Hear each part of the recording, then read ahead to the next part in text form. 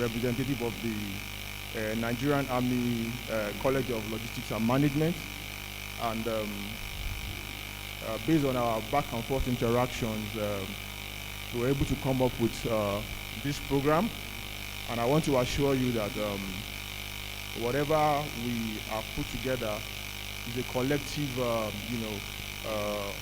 planning process that has transpired between us over the last 1 week. My name is Balogun Olasukomi, and I'm representing the farm and coordinating the program for today. And we are willing to take you through the processes, the operations, the management structure, and the potential of a long-term strategic partnership that will be mutually beneficial to the farm and the men of the Nigerian military. We have a proven track record of contributing to knowledge, contributing significantly to the Nigerian economy with the products that we have pushed, with the people that we have trained, and our contribution to the poultry sector. The farm itself was established in 1978 by the chairman and founder, Alhaji Khamis Olatunde Badmus. And I wouldn't want to overlap into the presentations that are going to be carried out by all of our speakers. And I will be introducing to you a coordinator of the farm in the person of Dr. Ayaun.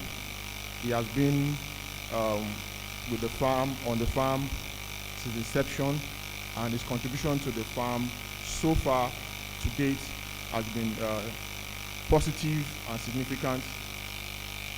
You can say a lot about the journey and where we are now, and the impact that he has made, and the impact that the farm is willing to make further as we progress.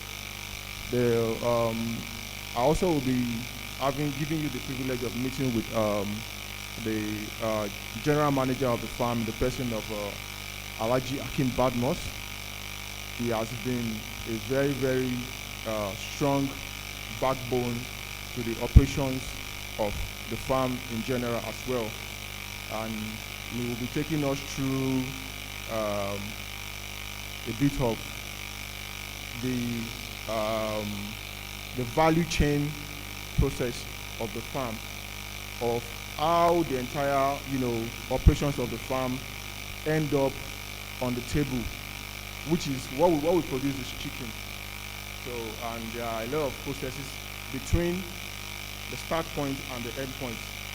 So he's going to take us through that process, and also we'll be having the one of our speakers in the person of Dr. Ramat. Our presentation will be based on the origin of the process itself, which is the breeder and the hatchery. She's going to take us through all the technical details that evolve into what we have at the end of the entire process. Then also we having the privilege of getting lectures from Dr. Paul. Dr. Paul is our veterinary doctor, as well as Dr. Ramat. He's going to take us through the rearing process. The birds that we find on the table, they have a maximum of 6 weeks rearing process. And within that 6 weeks, there are a lot of activities that are involved, from the reception of the bird to the rearing of the bird, medication, and other things that are involved. And he will take us through the entire process. And finally, where all of those activities are done, the sales and processing. After the birds have been reared at the rearing unit, they are transferred to the processing. The processing carries out quite a number of activities to ensure that consumers at the end of the day have quality and nutritional chicken available to the customers. So, and also, in addition to taking us through the processing aspect, you will as well take us through um, how the product eventually gets to the final consumers. So, which is the logistics chain management of the entire value chain. So, without further ado, I would like to introduce to the table Dr. Ayahu. You're welcome, sir.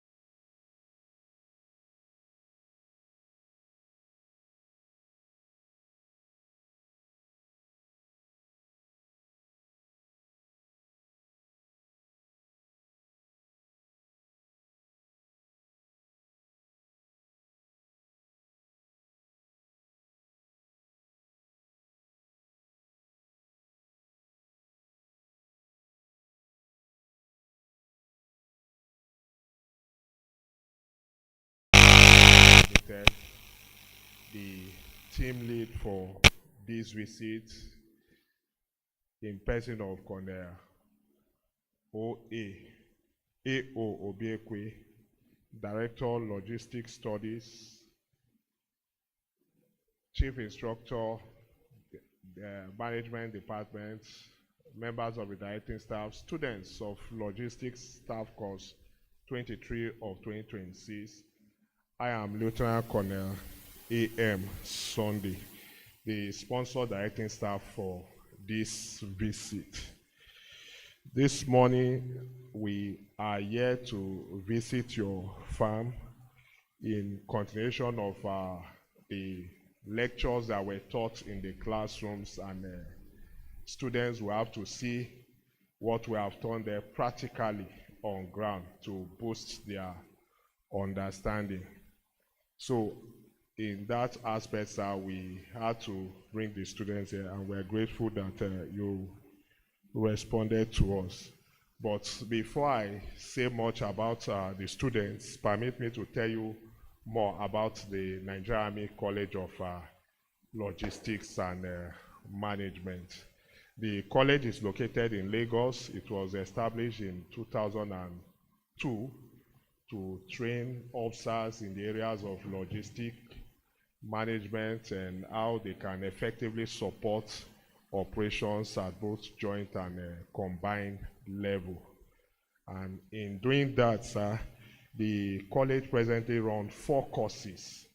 Among them are the Junior Leadership and Staff Officers course, the Senior Leadership and Staff Officers course, the Logistics Staff course, and the Logistic Management course. The course visiting you today, sir, is the Logistic Staff course 23 of 2026. And this course comprises of 22 Nigerian Army officers and 1 Nigerian Air Force officer. The visiting team as a whole comprises of 6 faculty members, and the team is led, as I earlier said, by Colonel A.O. Obiekwe.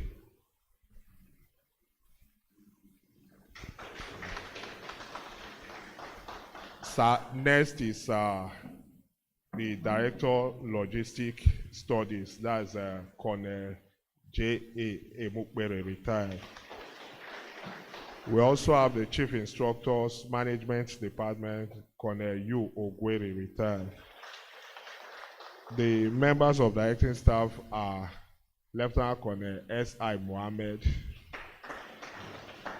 Major A. Abba, and myself.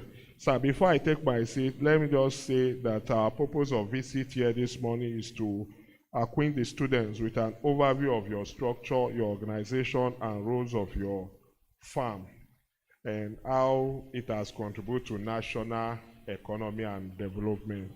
We also want to see how the human resource development policies has affected your operations.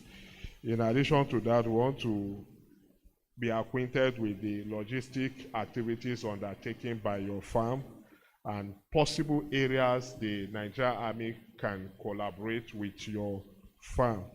And lastly, the corporate social responsibilities to your host communities.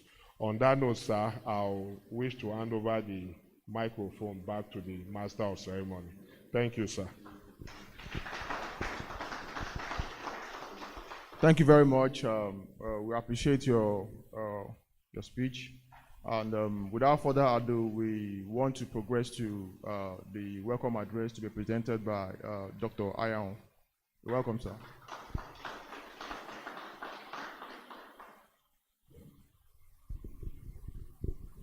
I want to stand on the existing protocol to welcome all of you to this occasion. My name is Dr. Dominic Ifeanyi Dan Ayaun.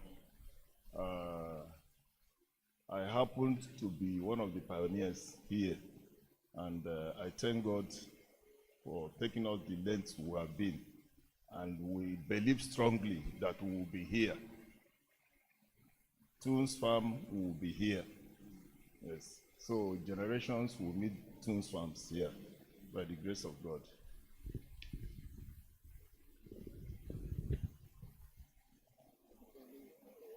For me, it is a distinct honor to welcome this delegation of the Nigerian Army College of Logistics and Management as one of the pioneering staff members of this establishment. I've had the unique privilege of serving under the visionary leadership of our founder and chairman, Asiwaju Khamis Olatunde Badmus, of course, the Asiwaju Muslimi of Yoruba land. Since he established this company in 1978, I've watched his vision transform from single arable farming. We started with arable farming into the leading integrated poultry enterprise.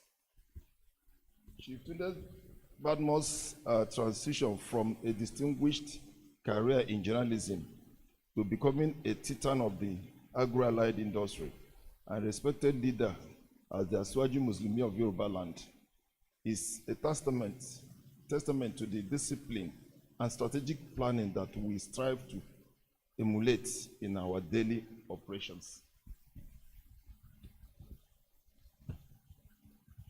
We are particularly pleased to host the 52 members of the Logistics Staff Course 2026 as you study the industrial landscape of Osun State. Our chairman has always prioritized national interest, notably pioneering the school feeding model right here in Osun State. The school feeding model is a national affair, and it started from Osun State here.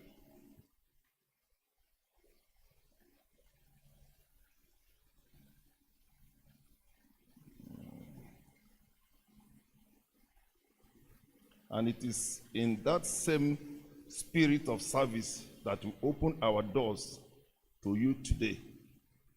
During this tour, we will provide transparent insights into our operational logistics activities and human resources policies while exploring potential partnership to support Nigerian Army operations. We hope that the legacy of innovation started by Asiwaju Badmus nearly 5 decades ago provides a fertile ground for your professional learning and strengthens the bond between our institution and the Nigerian Army. We want to follow in line with the objectives of your coming today. The course, what you want to study, and we have put things in line to be able to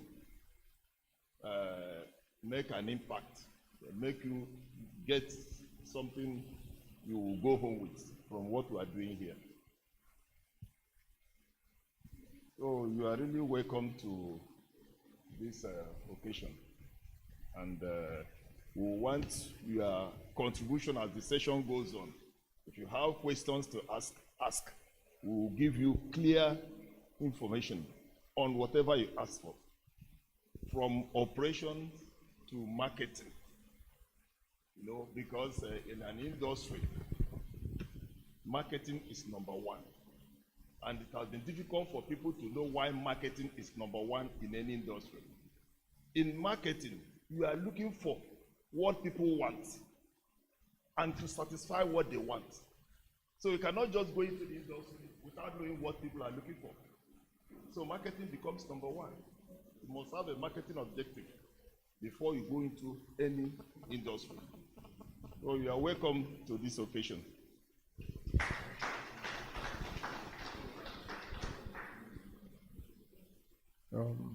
That was a wonderful welcome address from Dr. Ayaun, a very well respected member of this farm. And we understand that in the military, timeliness is everything. So we want to try as much as possible to keep the program within the time frame that we have agreed upon. So we want to take you through the overview of the operations, the management structure, and the human resource aspect of the farm. And then I will be taking you through some slides where you'll see on the projected board a lot of those things that I'll be talking about. As we have already established in this meeting so far, the farm was established in 1978, and it was just a simple arable farm that, you know, metamorphosed into an integrated farm that we have right now. So the first slide here is just giving you an introduction into the company brief history. As we have already said, the farm itself was established in 1978, and it transitioned from arable farming into a fully integrated poultry operations, demonstrating vision and adaptability to Nigeria's agricultural sector.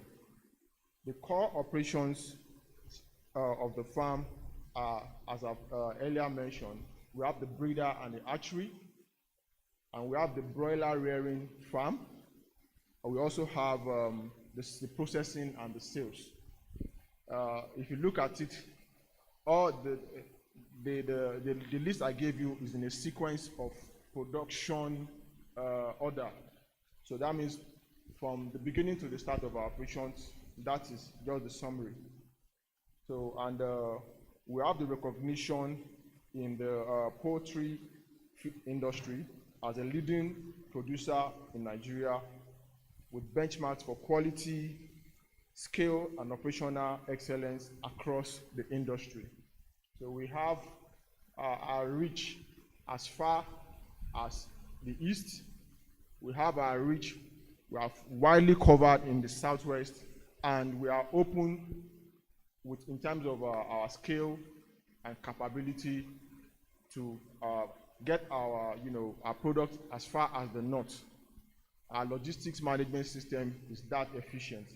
So, and if there's any potential for collaboration, we want to tell you that we are ready and prepared. So, as I've earlier said, the breeder and hatchery, hatchery farm unit is the foundation, is the start of the entire operations. And the first activity there is the breeder flock birth management. So what they do there is to maintain the parent stock with optimal health, nutrition, and biosecurity to ensure high quality fertile eggs. So these fertile eggs are, what we actually take to the rearing farm that I mentioned, that they raise birds between 0 to 6 weeks. So when the fertile eggs are produced, they go through a controlled mating program. They collect, grade, disinfect, and store the eggs under appropriate conditions. There's also the incubation and hatchery. There are machines. We have the incubators and the hatchers. So the officer in charge will take us through the entire technical area in that place. So one of the benchmark of our core operation is to ensure that there's quality in every of our processes. So even at the breeder farm level, we still have chick quality assurance. So they conduct a post-hatch grading to select healthy day-old chicks. They vaccinate them and package the chicks for distribution. Also, if you observe that our protocol representative redirected your vehicles to go through the main gate, that's because when you pass through that gate, there's one dip there that contains water. That water it has some chemicals that disinfect any incoming vehicles to prevent the safety of our birds. So by so doing, we are ensuring that at every of our production points where we have live assets, biological assets, there's protection for them right from the point of entry. Then also we do a lot of record keeping and monitoring.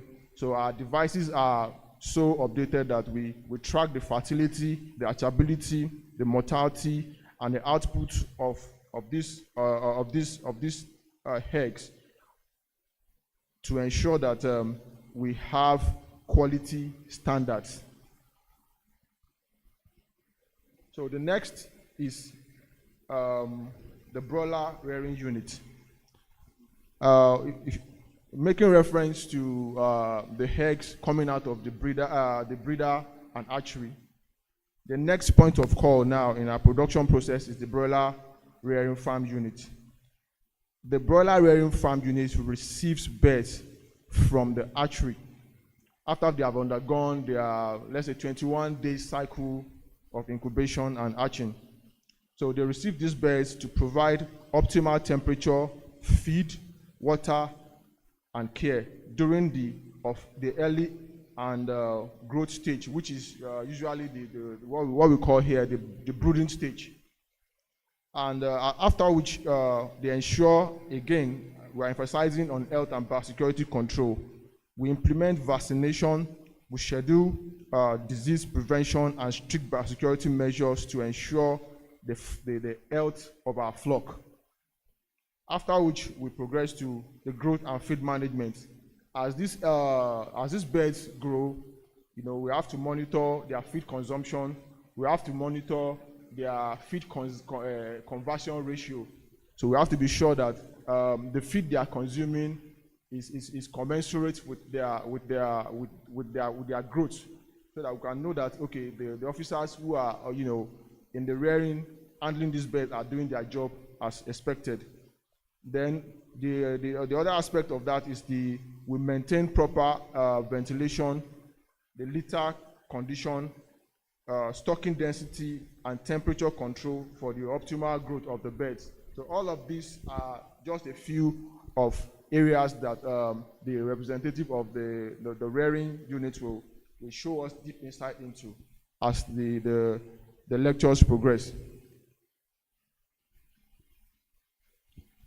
Now, the next point of call now is the sales and processing unit. The sales and the processing unit receive and coordinate supply of mature broiler birds from the rearing unit and ensure seamless production flow. So after the 0 to 6 weeks rearing cycle, the processing units receive the birds. And what they do is to ensure that there's quality control and food safety. That is one of the hallmarks of our production process. We ensure compliance with sanitary regulations, cold chain management, and product standards. The processing operations involve slaughtering, dressing, and cutting, packaging of the birds with hygiene and quality standard, and ensuring food safety. So the product handling and storage. After these birds have been slaughtered and all of those, we have to now ensure that they are properly preserved. A poorly preserved birds will quickly expose those birds to some sort of, we're talking about slaughtering. We have to ensure that as soon as all of those processes are concluded, those processed birds are transferred into our cold room to ensure that they stay intact in terms of quality and they maintain our, their nutritional value, and of course they are safe for human consumption. So the sales unit leadership is going to take us deeper and deeper into the entire process. And it does not only stop at processing. You can see that at the end of this, we don't just keep the bird in the cold room. They have to move out to the final consumer. And that is where the bulk of the operation is, the logistics management. Our network of customers in the east, our network of customers in the southwest, our network of customers in the north. And we have vehicles that are ready to transport these goods to any of our customers, and as well as any of our partner. So if in the future or after this meeting we have a collaboration that involves of supplying our products to any of these military facilities all over Nigeria, I want to assure you that we are ready, and we are going to take the bull by the horn as far as that is concerned. So we want to just do a bit of management now. We have talked about operations, and we have talked about 3 cardinal units, which are the breeder and hatchery. We have talked about the rearing production unit, and we have talked about the processing and sales. But these units do not exist in isolation. They depend on the management itself for some other activities. We have, under our management as we speak, we have the maintenance unit. So the maintenance units provide comprehensive maintenance services to each of these operating units. If you look, the breeder and the hatchery farm will require certain facilities. They may require fans. They may require electrical gadgets. They may require to purchase anything that relates to facilitate smooth delivery of their activity. So all of those requests and attention is provided by the maintenance unit. Electrical, mechanical, any area of service where the maintenance unit is going to be of use to any of the 3 units that we have listed. We also have the procurement. The procurement unit is to ensure that any request that requires procurement of maybe electrical, mechanical, or servicing of any of products, the procurement unit is responsible for buying, identifying the vendors that will provide us quality products for us to run the 3 operating units. Then we have the human resource and admin. I'm sure in your lecture you specifically mentioned the human resource and their role. Their role is to ensure that they identify areas of void in any of these 3 units. If, for example, we are short of a veterinary doctor at the breeder farm or at the rearing unit, it is the job of the human resource unit to identify that void and ensure that we place adequate notice to the public, and we carry out the regular HR process of recruitment, selection, and and placement of such of such staff that have been employed based on on the requirement of any of the units that we have mentioned. Then the security, at the point of entry, you see some people, some officers there who actually monitor the entry of your vehicles there. That's the security unit. And the security unit's role is not just at the gate. It is 24-hour, 24 hours a day, 365 days a year cycle of activities that ensure that there is safety and security of all our staff, the biological asset, as well as our physical infrastructures everywhere they are on the farm. Then we have the accounts, the budget, and the internal control. Well, the managing of financial operations, budget, allocation, and internal audit functions with qualified internal auditors, ensuring compliance with fiscal responsibility. So any organization, any establishment cannot do without, this, but the account and the budget and internal control unit to ensure that financial activities carried out on the farm are in line with the required professional standards as expected.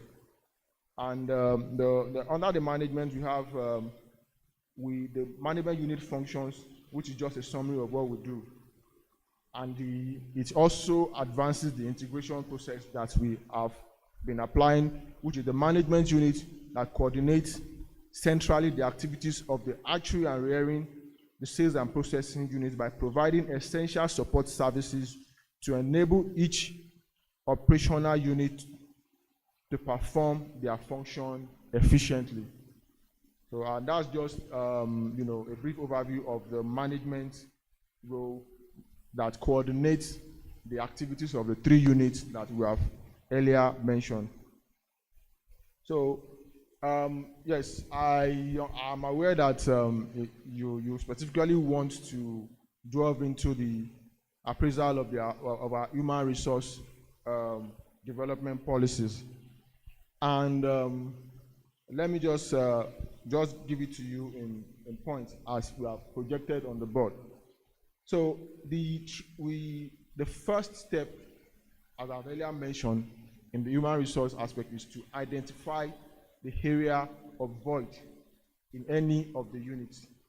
Where do we need a vet doctor? Where do we need an animal scientist? Where do we need an accountant? Where do we need an auditor?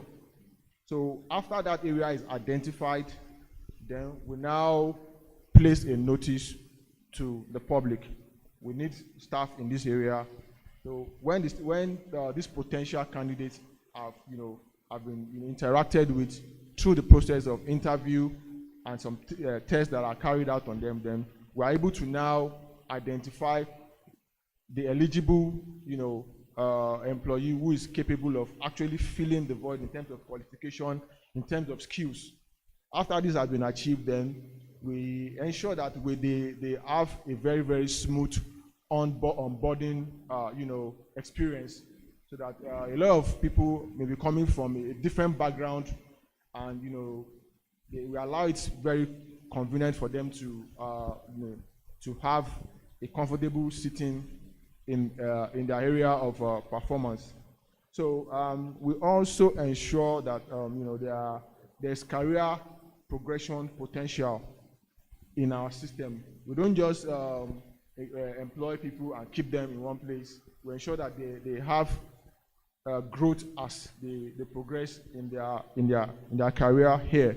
So we have a multi-tier confirmation and promotion system with transparent hierarchies, where junior staff advance through the unit head to the general manager, and where we are dealing with very high-profile staff, it goes through the managing director for those processes, the career progression to be attained.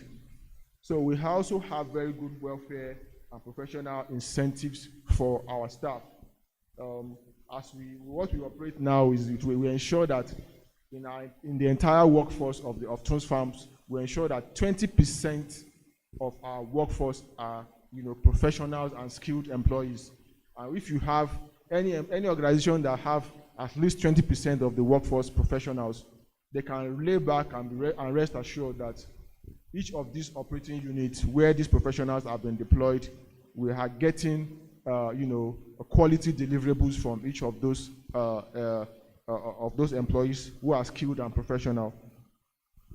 So, and also we carry out to bring to the summary of our human resource. We have the human resource development appraisal summary, which all about the Toons Farm infrastructure that demonstrates capacity to scale operations to large-scale partnership, skilled professionals, structured career pathways, and compliance frameworks that ensure reliability, quality assurance, and public-private partnership initiative, which extends as far as to the military. So we have adjusted our current operating volume in line with the country, the national economy, as well as the demand for products. And our facilities are scalable to meet up with any demand as high as our potential partners want. Our officers who are manning each of those units are going to dwell into what we produce presently and what our capacity actually can do. So what we produce presently is in response to the market demands of the market conditions of the demand and supply. So where we have a market of let's say 8 million beds, 10 million beds in a year, yes, we have potentials of doing that. But where the market is going to absorb only 4 million beds in a year, it will be a waste and to be a very, very bad production and management error to now overproduce where you know what the market can actually absorb is 4 million. So we have the capacity, but we scale down based on what the market can actually absorb at the moment. And I believe that for any management student or management professional, it is the right thing to do. However, we always emphasize that our capacity has the ability to increase the volume of production for each of those units, for the breeder and the hatchery, for the broiler rearing, and for the processing and the sales. So, okay, this I've already mentioned this area in my earlier introduction. It just emphasizes on the integrated farm structure that we operate. The broiler rearing farm unit is actually dependent on input from the breeder and hatchery unit. They produce the day-old chicks to the broiler rearing unit, and the broiler rearing unit, after carrying out their own duty of rearing the birds in the best safety and production environment, they transfer the quality birds to the sales and processing unit that carries out the processing of the birds, ensure quality control is complied with, and push the product into the market for the final consumers.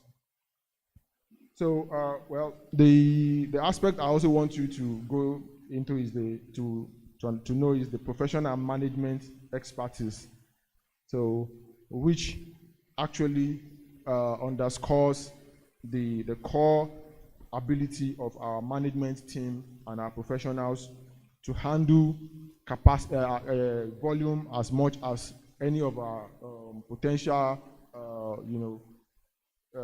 strategic partners would want, which is saying that the state of the art integrated poultry business, incorporating a 80,000 capacity broiler farm and an ultra modern hatchery and commercial broiler production system, We also have quality certifications from the Standard Organization of Nigeria and as well as other international standard monitoring certifications. We also have, maybe in the future, you want, apart from in terms of our product, we also offer management consultancy programs for other farms that also want to come up. They will need management experience.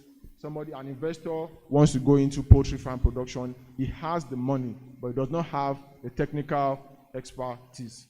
So we can be consulted in any of the areas so that we can actually provide these technical and professional services to any of our potential, partners. So we have a very strong market position in the Southwest.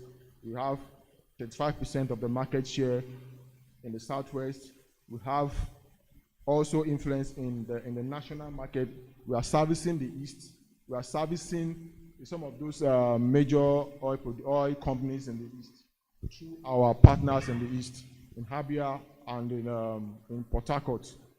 So we on a monthly basis, we turn over tons of processed poultry products to them to ensure that all of those areas are serviced in the East.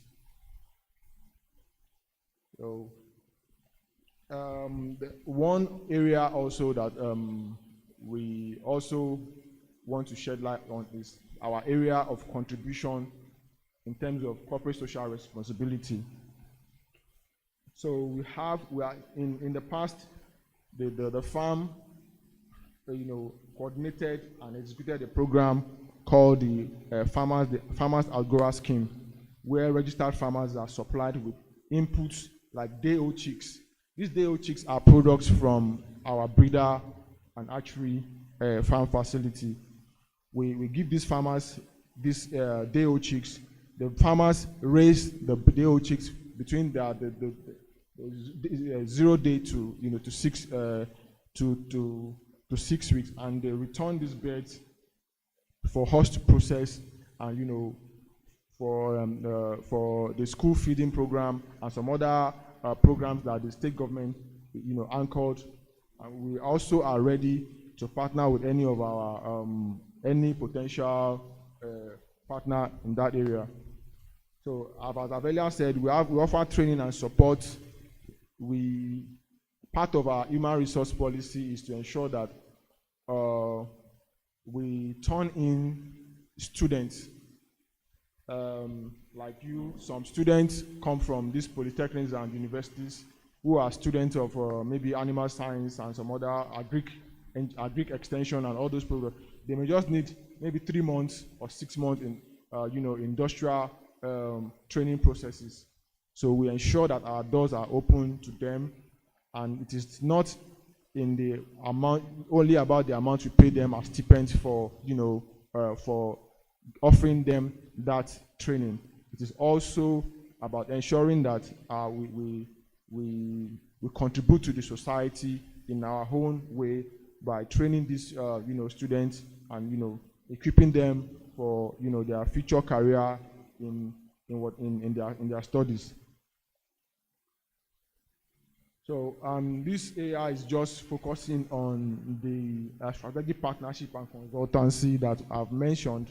We are open to management consultancy in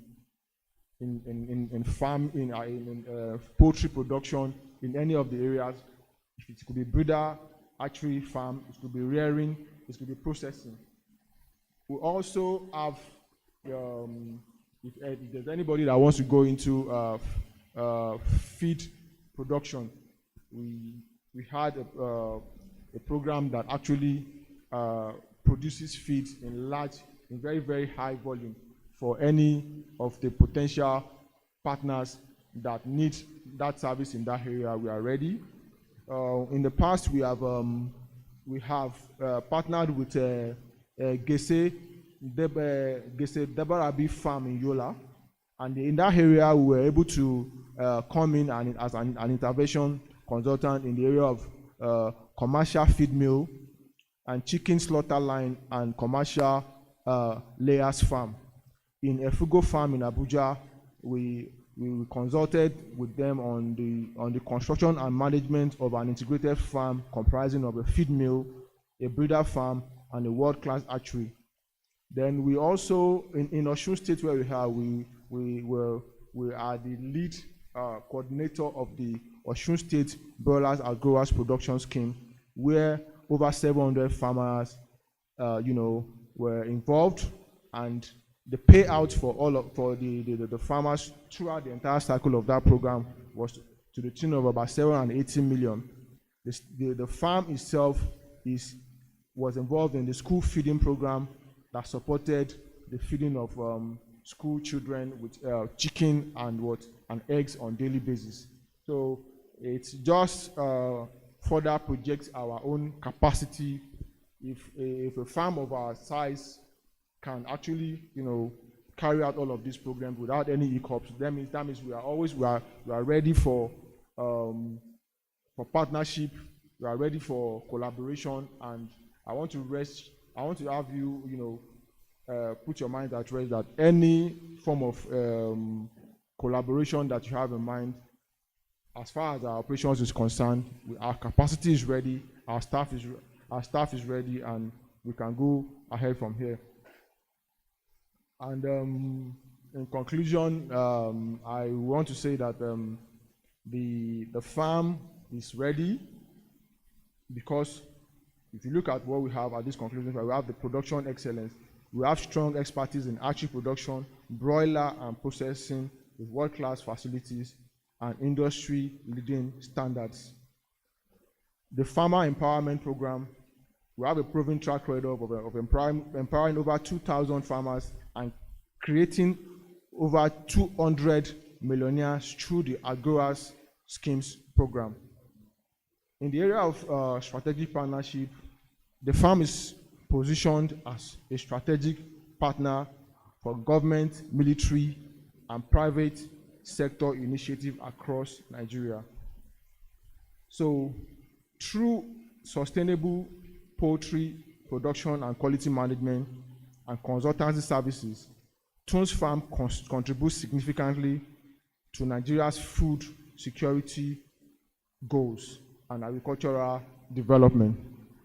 So, on this note, I've been able to some extent projected the overview of our operations and our management structure to you, and I know you have questions, technical questions that may be directed to each of these lead speakers that will be handling the unit at their, from their professional angles.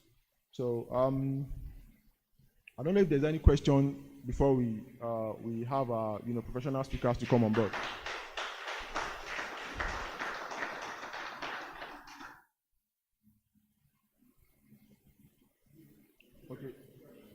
Okay. In the absence of any questions, I'll be okay.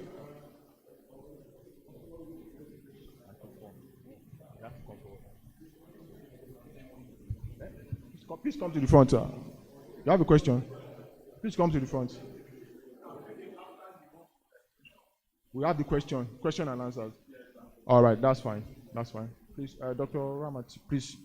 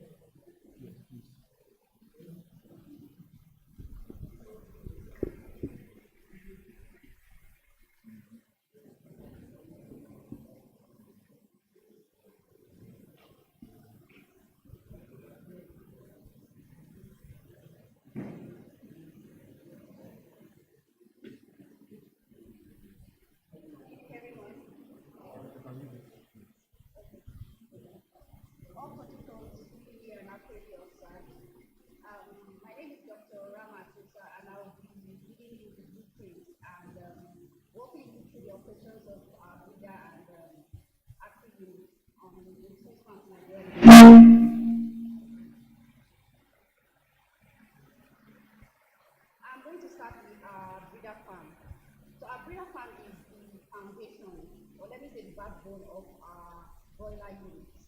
The breeder farm is where we raise, we take care of, and then we manage the class of birds that are known as parent stock. The breeder birds are also known as parent stock. So these parent stock are the class of birds that are responsible for producing the broiler chicks that we all know today. So right from when they are very, very at day old, we raise these birds to a point or a strategic point where we make them up with the cocks. And then when they commence laying, they produce eggs, which are then picked up at the breeder farm and taken to our archery unit. So it's from our archery unit, the eggs are incubated, and we also follow a process of different processes where at the end of the day they are hatched into what we all know as the broiler chicks today. So currently we operate our breeder unit has the capacity to house, we have 6 houses altogether, and each house has a capacity of 3,500 beds. So altogether we have a capacity of 21,000 beds on our breeder farm. But currently at the moment, due to economic conditions and market demands, we've currently scaled down our breeder production to housing our beds in just 2 houses.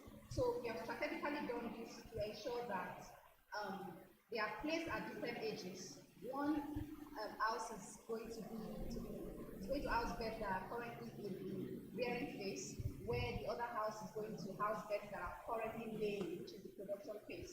This is done to ensure that at every point in time, we are able to provide quality eggs to the archery unit, and in turn, the archery unit is going to be able to provide quality chicks to our broiler farm.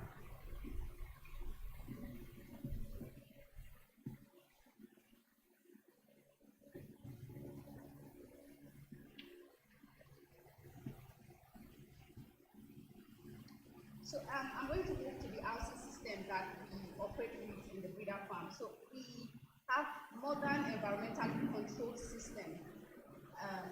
We have the automated feeding equipment, the watering equipment. We also have cooling pads that will ensure that the house is not too hot for the birds and it's not too cold for the birds. This is just to ensure that the birds are able to go through a very smooth process right from where they are young till depletion. The housing system is very, very important when it comes to raising our breeder birds, because it has a very strong role to play in the outcome of the birds. If the housing system or the equipment are faulty or they are not good enough for the birds, at the end of the day, we will not be able to have birds that will be able to give us good fertility, that would give us good eggs, and at the same time give us good chicks. And at the end of the day, we might also be faced with the challenges of disease conditions and all of that. So that way we have very, very automated housing system that is very, very good and efficient for our breeder birds. Going to genetics. Genetics has a very strong role to play when it comes to sourcing of our parent stock day chicks. I would say genetics is the backbone of the outcome of your birds. If you source birds from unreputable or bad sources, at the end of it, there's no how you're going to get your results. So we ensure that we source our parent stock day-old chicks from globally recognized genetic suppliers to ensure that at the end of the day, we get the desired results that we want. We have also tailored our feeding programs, because feeding is also quite important in ensuring that our breeder birds are giving us the result. The result is the most important thing at the end of the day. So we have nutritionally packed feeding programs that we give to the birds at strategic ages to ensure that they commence laying on time, they give us quality eggs, and at the end of the day, we're able to minimize mortality and losses. So our management program, which is also very, very important, we make sure, like I said earlier, we raise the birds right from where they are day old till depletion, because those birds can stay as far as 65 weeks. So during those periods of time, we have to make sure that we do everything that is required, that we need to do to ensure that we minimize losses, we don't have mortality, the birds are able to lay on time, they are able to give us quality eggs, because at the end of the day, the role of the breeder farm is to ensure that we give fertile eggs to the hatchery. So if the eggs are not fertile or the eggs are not of good quality, there's no point in operating the breeder farm. So our management is fully packed in such a way that all of these processes are not missed, and at the end of the day, like I've been saying, it will give us the results that we require. I'm a veterinary doctor, and we take health of the vet very, very important. So we have tailored medication and vaccination programs that we give to the vet right from their day old, right from when we place them till where we ensure where we sell them off. We have structured medication and vaccination programs to make sure that no point in time are the vets faced with any health challenges. We do this so that we don't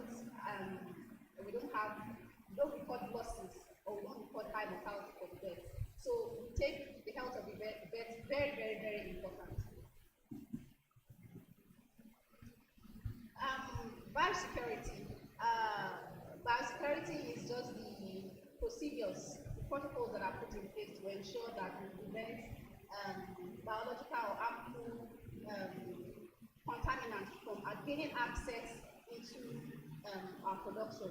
Biosecurity is very, very important, because if at any point in time biosecurity is not upholded in any farm, you are at risk of losing all your beds, because one contamination or one infection can wipe out the whole population that you have. So we make sure that at every point in time we uphold these protocols. Some of these protocols are access control. We don't allow people to just come into our breeder farm without carrying out the necessary protocols, which is putting on the personal protective equipment. All of this is just to make sure and ensure that contaminants are not exposed to our breeder beds. The breeder farm, like I stated earlier, the major role is to produce fertile eggs for the hatchery. So at this point in time, when the birds are commenced laying, our management staff will go in and carefully pick the eggs at strategic points in time. We carefully pick it, we carefully stack it, and then we grade those eggs. We grade them so that we know the ones that are viable enough to go to the hatchery. We grade them based on size, the shape, the presentation of the eggs, the cleanliness of the eggs. And then once we have done that, we also fumigate the eggs before we take them to the hatchery. We've done all of this, or we do all of this to make sure that whatever eggs that we're taking from the breeder farm, when it gets to the hatchery, we ensure that every egg that we're taking there is of good quality. Because at the end of the day, if they are not of good quality, the chicks that are coming out from it is also going to be very bad.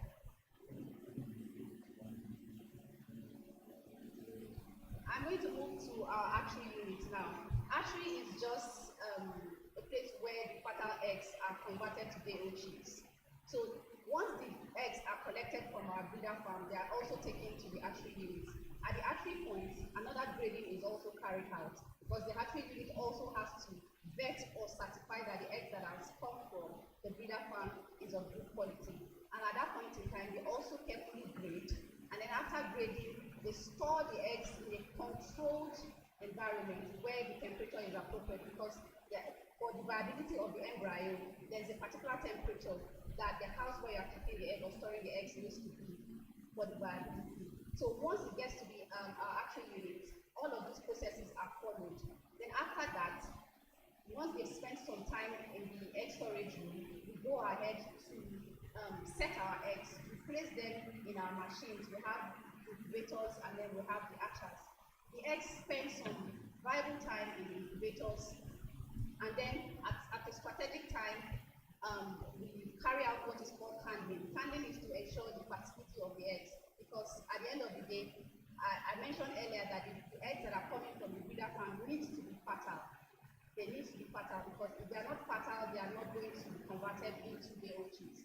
So once we ascertain the fertility of these eggs by the counting that we do, we're going to move these eggs into our hatcher. The hatcher is the final point where the eggs will spend at least 3 days. So after 3 days, we're able to bring the birds out after they have hatched. And at that point in time, another series of processes follow, where we're going to grade the chicks that are coming out from that hatchery. We grade them based on the size, based on the weight, based on the general activity of the chicks that have come out.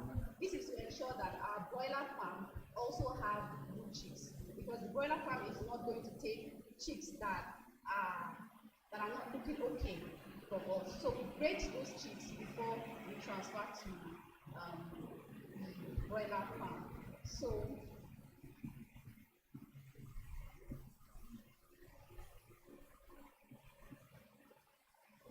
I talked about incubation and reaction. So like I stated, we are grading them based on weight, the activity, and the overall physical condition of the chicks before they are taken to our broiler farm. So all of these processes is just to ensure that we have good chick quality at the end of the day, because that's the most important thing. Good chick. If we have chicks that are not of good quality, there's no how they will do well at the broiler farm. So that chain of processes, we want to make sure that it is seamless and smooth, so that at the end of the day, when it gets to the final product, which is the frozen chicken, we won't have any problem. Thank you very much for listening.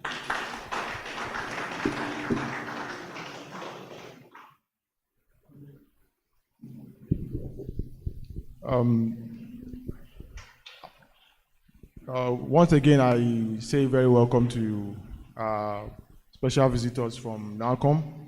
I believe the Dr. Ramat has taken you through the journey of the breeder and hatchery farm operations processes. And the next in line now is a presentation from Dr. Paul. He's going to take you through the process and operations of the rearing production unit.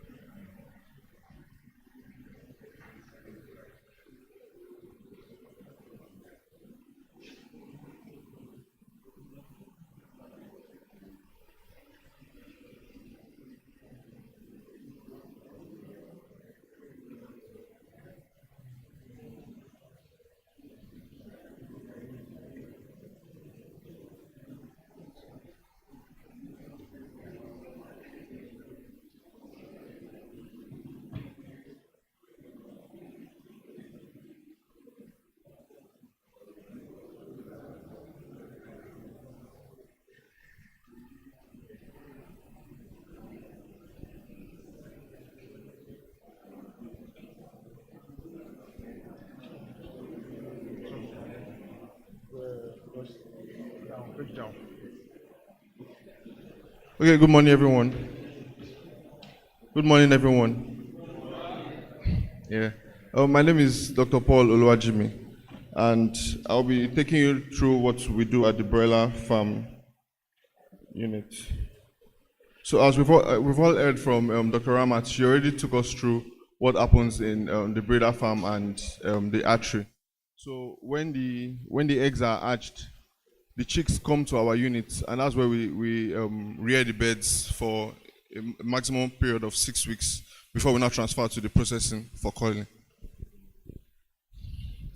Okay, so I'll start with currently our stocking capacity in the broiler farm unit is 80,000 beds. Then per week, we call a total number of 15,000 birds, and in a month we call 50,000 birds. So, okay. So this is an overview of what we do in the broiler farm.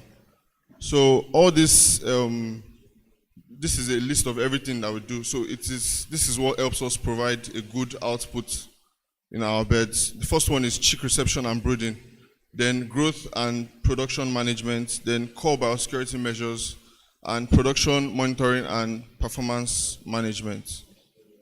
Okay, so now the first thing is chick reception and brooding, which is very important. Before these chicks come from the hatchery, we need to prepare the area where we are going to rear the birds for 6 weeks. So what we do at first is we need to brood the birds for a period of 2 weeks. So the first thing we do now is, in preparation of that particular pen house, we need to thoroughly wash several times. Then we need to disinfect and also fumigate the area before the birds arrive. Then what we also need to do is we need to use a bedding material which is suitable for the birds, which we also help to prevent food pad issues and also prevent wastage by the birds and also provide comfort for the birds. Then all this is done before the birds arrive. We use a particular temperature of brooding of 32 to 35 degrees, because when the birds are coming, they're coming from a very cold environment, so they need a very warm environment for that breeding stage, and we maintain that temperature for about 2 weeks of their early stage. Then also equipment arrangement.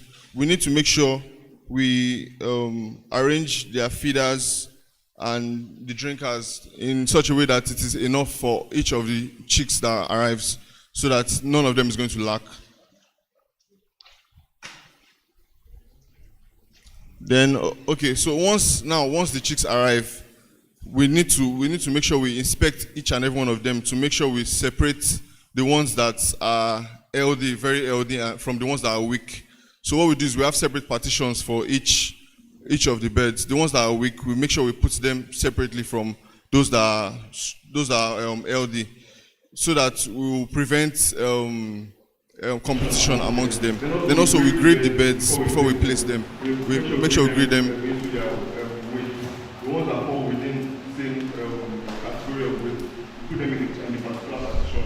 We separate them from the ones that are a bit smaller to prevent competition also, so that all of them will be of equal size when it's time to call them. Then we make sure we also record the chick numbers. Record keeping is very important in broiler farm management, in such a way that it helps us track the growth and performance of broiler birds. It helps us control costs and maximize profit. It helps us monitor the health of the birds and also the mortality rate of the birds. Then it also helps to support planning and forecasting. Then it helps us to improve decision making. If we see that there's anything that is lacking in the birds, we can always trace it back to our records that we're keeping and adjust accordingly. Then also it helps us to identify management problems. So some of the common records that we keep in the broiler farm is we keep the record of the chick purchase, which is the date that the chicks arrive, the source, like where do they come from, then the total number of the chicks also. Then also we keep records of the feed consumption, we keep records of the body weight, which we do daily. We grade the birds daily, then we record the weight also. So anyone that is not falling within the line of that particular.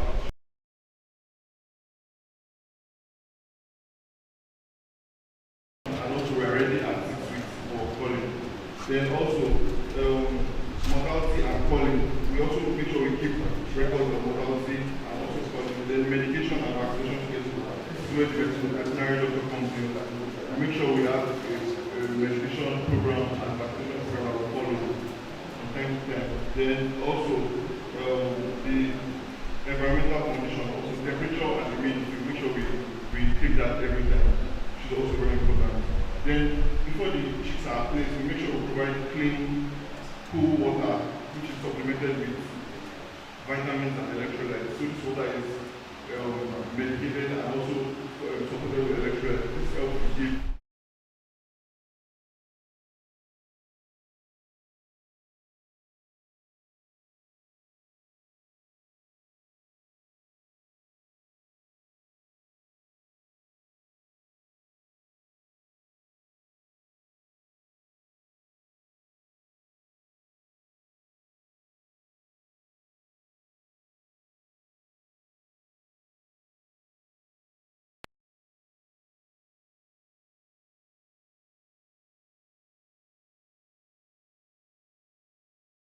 stage and requirements. This is very important because each phase of the beds, okay, it is divided into three based on the feed that we give them. We have the starter phase, the grower phase, and the finisher phase. So there are certain nutrients that are required at the starter phase, which differs from what is required at the grower phase and also at the finisher phase. So we need to make sure we know the right formulation of feed so that we can give the birds what they need at the right time. Then also we make sure we minimize feed waste through good condition equipment and clean management. We make sure from time to time the attendants that are tending to the birds, the chicks, we make sure they do not waste feed.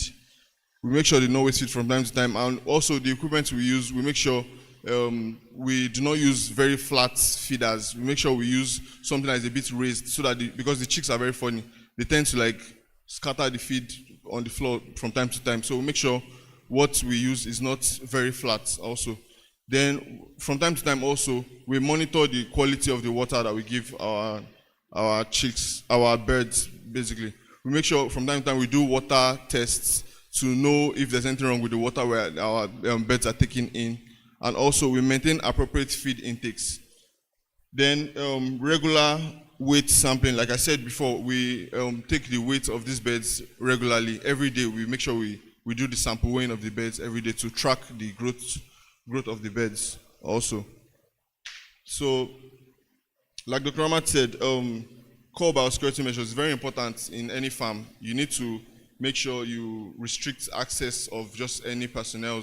We need to control the personnel, the equipment and vehicles that enter into the farm to protect our birds from infections or diseases, you understand? So now it's also important to also use foot baths in which we've put disinfectants inside. So, and also boot change practices at entry points and also at exit points. So because whoever is coming in, we can have visitors at any time, whoever is coming in, there should be like an entry point where, so that we can control the movement into the place. Yes. So the foot baths now, there are disinfectants inside. So whoever is coming in, make sure they use the foot baths from time to time. They make sure we use the foot baths, and also we have overalls, PPEs that we give them, personal protective equipment that we give them also that they wear, also to protect them and also to protect our birds. Then the next, proper use of PPE, personal protective equipment, overalls, boots, gloves, and masks. Then we also have sanitizers that we give each personnel before they enter. Then routinely we make sure we clean and disinfect the houses per cycle. So after every cycle, we make sure we disinfect. Like I said earlier, we wash the pens, we wash it thoroughly, we disinfect, and we fumigate also before bringing another set of birds inside. Then also rodent and pest control is very important because we know rodents are carriers of certain diseases. So it's also very important for us, from time to time, we make sure we control the rodents that are present on our farm. So the next now is production monitoring and performance management. The following are the key performance indicators that we need to track for us to get a good output from our farm.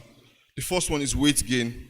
The next is feed conversion, then health monitoring and mortality monitoring. Okay. So for weight gain, like I said, we need to regularly weigh our birds, to sample weigh the birds, to monitor their growth progress. And also, if there's any deviation, we will now be able to know. Like I said, the record keeping is very important. Once you see that the birds are meant to be a particular weight at a particular time, and you see that they did not attain that weight, we can always go back to the drawing board and know what to do accordingly. Then also feed conversion is also very important for the beds. It also helps to increase efficiency. Once the feed conversion of these beds are within the right values, then you ensure that you have a good efficiency of your poultry, of your birds. Then also health monitoring. It is very important to inspect and monitor the birds every day. And this is where not just a veterinary doctor comes in, but anyone that is present, that is working at that particular site. You should be able to tell when these birds are not, when something's wrong with these birds. Normally, you know they are meant to be active, but when you see some birds like huddling up in a particular place, you know that there's something wrong with this bird. So you can call the attention of the veterinary doctor or the animal scientist at that site. So then it is also important, it's important to inspect the flock for signs of diseases or stress. Then also, we need to follow vaccination schedules strictly and also records of treatment. Then the next one is mortality monitoring. This is also very important. We need to document the mortality on a daily basis and also weekly basis. Then also, it's very important for you to have veterinary doctors also at your sites, which they will be able to conduct post-mortems on the carcasses of these birds and be able to identify what the problem is, so we can always trace it back and prevent reoccurrence. So like I said earlier, we have 3 growth phases of these broiler beds. The first is the starter, which starter feed is given to them at the first 2 weeks of life. Then the grower is given also at the next 2 weeks of life, then finish at the last 2 weeks. So, and our main target is, what we do is we do 2 kg to 2.5 kg at the time of calling. Then health management. Like I've mentioned earlier, health management is also very important. It's also very important. You need to follow a vaccination schedule which is recommended to you by a veterinary doctor. Then also, we need to routinely check the health of the birds and medications of the birds. You need to routinely check the health because the health of the birds are very important. These broilers, they do not have a long period of time. They just have 6 weeks. And we need to achieve the weight of 2 kg or 2.5 kg. So they need to be in good health and shape so that they can achieve it. Because if a bird falls sick, the bird will not be able to eat well. So the bird is obviously not going to meet our target at that time of calling. So then timely treatment and proper use of medications. Once you notice any maybe reduction in feed by these birds, once you see that they are not eating as they should, call the attention of a veterinary doctor and appropriate medications should be administered. Then also, like I said, maintain records of all health modifications. Also, like I said, record keeping is very important. Make sure you keep record of everything that has to do with these birds so that we can meet up with our target at 6 weeks. Then from the rearing unit now, we then transfer at the set time. Once they are of the weight that we've given them, we transfer to the processing unit. So I'll call on Mr. Akim to take over from me. Thank you very much.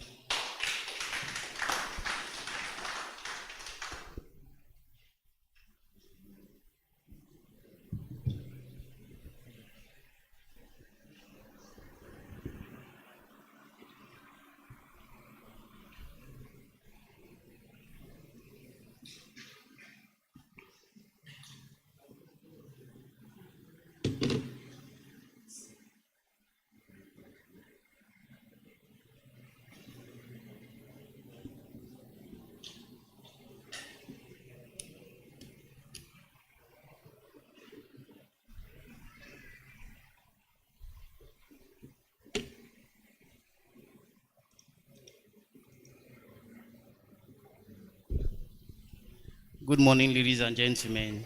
I will stand on the existing protocol and I welcome you once again to Toons Farm.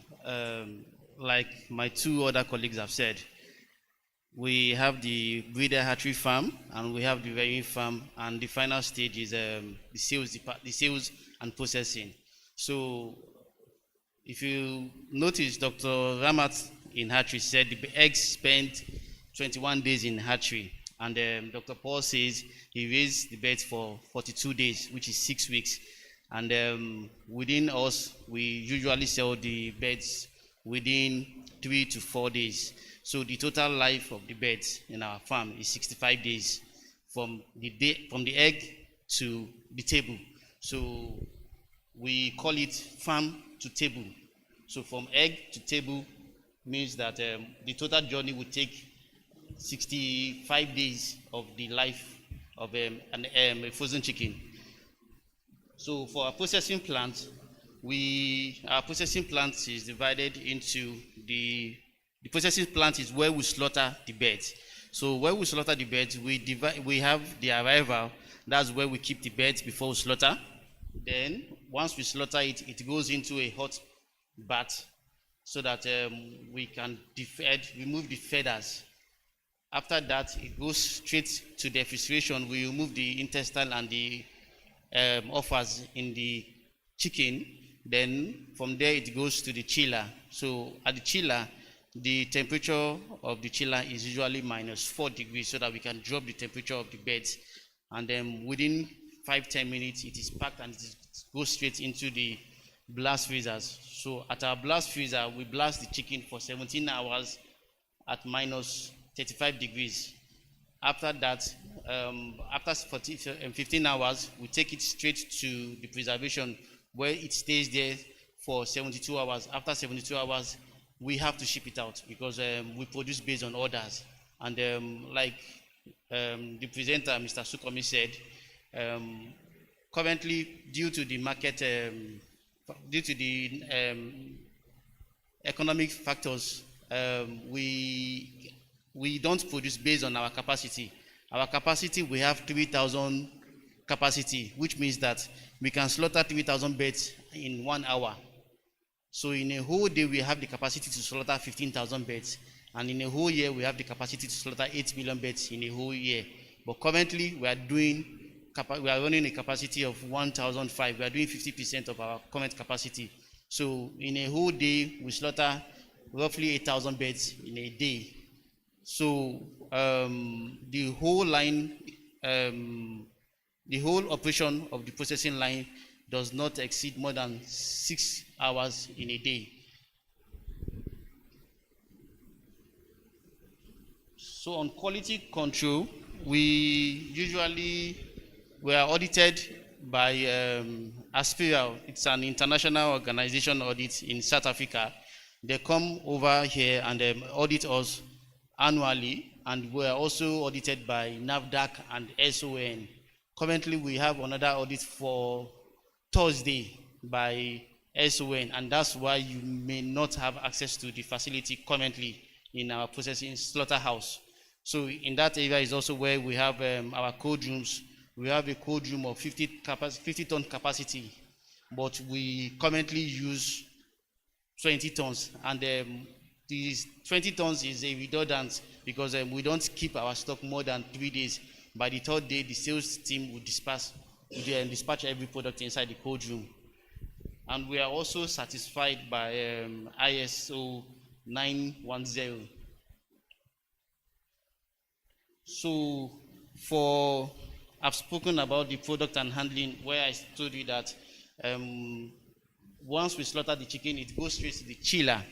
The chiller is a big bath where we have cold water to drop the temperature down so that we don't take hot products inside the blast freezers, and we freeze for 15 hours, and we also transfer. After 15 hours, we take it to the preservation where we keep it for 72 hours, and the temperature is usually -16, but the goal is to make sure that we have a product. Once we check the temperature of our frozen chicken, it should read -12, so that by the time we load and travel, when it gets to your destination, the temperature should not be less than -10. So for the sales distribution, we hold 30% of the market in the southwest, and we hold 20% nationally. So we cover Lagos, Osun, part of Oyo, and Ekiti and Ondo. You will notice I did not say Abeokuta, and Ogun State. So we have our father there, Obasanjo, and and we have a lot of people in Ibadan, which is CH and Zatec. So, but we cover the southern part of Oyo. Then we also cover our border here, Kwara State and Ofa.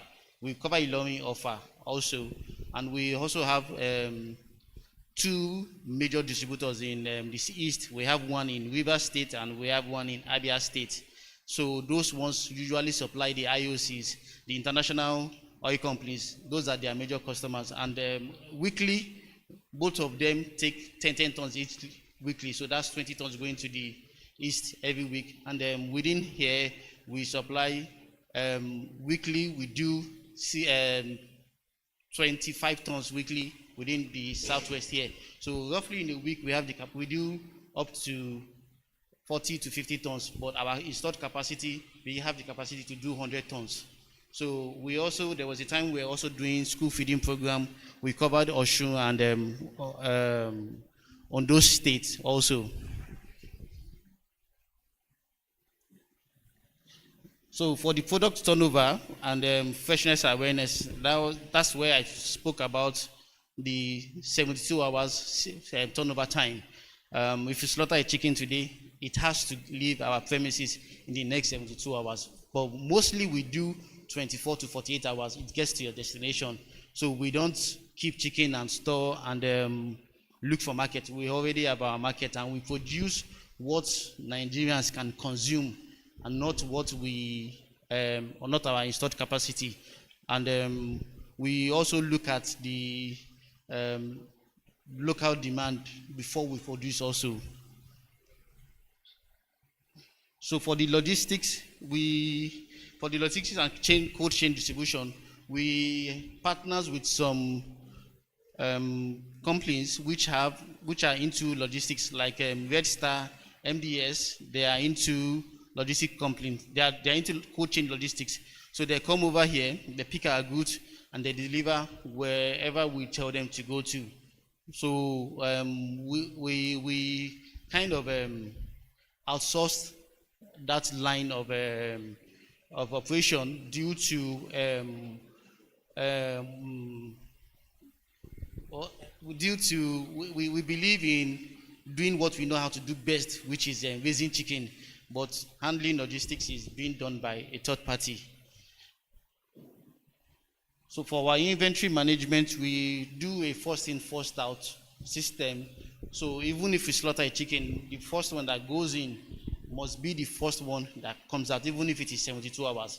If we arrange our cold room in a way that once it is going in, it is arranged in racks 1, 2, 3. So when we are loading, we also load 1, 2, 3. So they go in at the same time.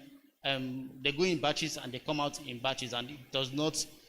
Also, we maintain the 72 hours before we dispatch our product anywhere across the country. So for partnership, we worked with state government, we worked with federal government, we've worked with private sectors and other organizations also. For example, I spoke about the school feeding program, which we did with Osun State government, and we later did with the federal government in Osun and Ondo State. We also did a program, we named it NECPRO, National Egg Production. We were producing eggs in Ondo and distributing it across the southwest here. So we also have the capacity to also serve the military. There was a time we were also supplying Nigeria Navy Secondary School in Ogumosho, and it's very close to us here also. So we have the capacity to cover southwest and part of the southeast and south also. So my last slide would be my closing remark would be we have a capacity that can work with you and then can work with the whole, currently the existing customers, and we have the potential to partner together if you are interested. Thank you, sir.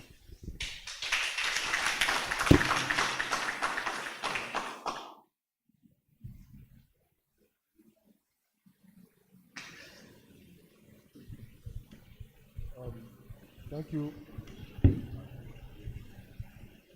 On a final note, we are having Dr. Deborah just take us through the quality control and quality assurance aspect of our production operation.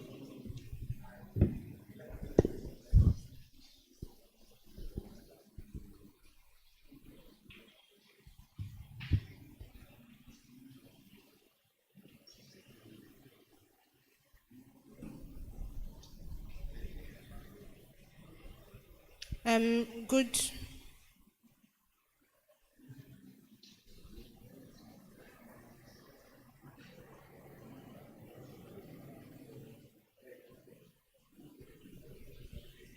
Good day, everyone. I'll be taking us through Toons broiler chicken quality and certification.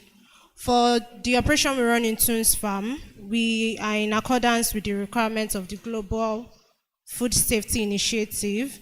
Our processing facility and the quality of our broiler chicken is also in accordance with the International Standard Organization 2200, and it's also in accordance with the hazard analysis critical control points of each unit, of each step, starting from the breeder farm to the hatchery to the broiler farm and to the processing unit. These quality control, critical control points are set up in different units of the farm and are also being upheld according to the Standard Organization 900 subsection 2015. Our chicken processing facility, like I said, and also the chicken that we produce are also up to international standards, in the sense that the processing plants were certified by these international bodies, and the quality of our chicken are also certified by these international bodies. We maintain quality through various processes. From what Dr. Amat, Dr. Paul, and Mr. Akim has said, we maintain quality through balanced and giving our birds high quality feed. We don't give our birds feed that are very bad, because it will affect them and to also affect the quality of the meat that are being produced for customers to eat. Also, the water supply that we give our birds, like Dr. Paul said, are analyzed on routine basis, and we make sure that these water supply are very, very okay for the birds to consume. Also, we also ensure proper housing systems. We ensure that our houses are well ventilated, the ventilation are controlled in the heat time, during cold seasons too. They are properly ventilated and they are properly controlled, and we also adhere to the proper stocking density of each house. For Toons Farm, each pen or each house have different stocking capacity. So we make sure that we don't overstock and we don't understock each houses. We stock them based on the population they can take. And we also adhere to our routine health monitoring, and we also adhere to vaccination programs for each batch of birds that are coming in. Vaccination and medication programs are adhered to at the breeder farm, and they are also adhered to at the broiler rearing farm. Also, quality in Toons Farm, we track our optimal growth performance for each batch. We also track our mortality rate to make sure that the mortality rate for each cycle do not exceed the limits that is given to us. We also make sure that the feed conversion ratio for each batch is very optimal. Then we also ensure uniform bird size that will be taken to the processing plants for our customers that would eat them. Then we also ensure that our meat products are very healthy, making sure that they don't have any residues, making sure they are properly packaged, and making sure that they are safe for human consumption. And we also are very strict on biosecurity measures.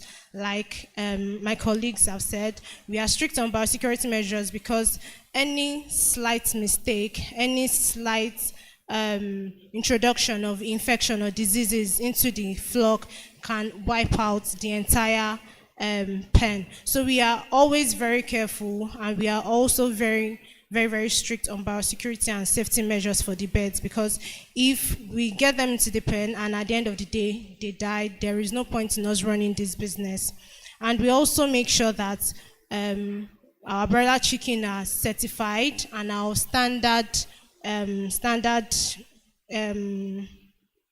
what's it called, for our customers. We ensure that we keep records so that we can always trace back to whatever it is we notice on the farm for each cycle. We ensure that we make sure that for each batch of chicken that are produced, we can always trace back if there is any issue, if there's any problem, we can always trace back to which pen or which site such problems might have been encountered. And like I said, we added to the HACCP, that's the hazard analysis critical control points of each unit, and also in the processing plant, so that the chicken produced will be safe for customers. Then we also are very high on improving ourselves.